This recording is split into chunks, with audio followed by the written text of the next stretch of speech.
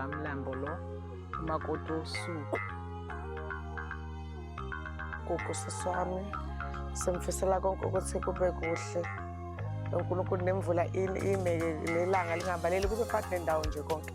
Kodwa sifisa impumelelo, sibonge nomkhwenyana kakhulu kusenza abantu.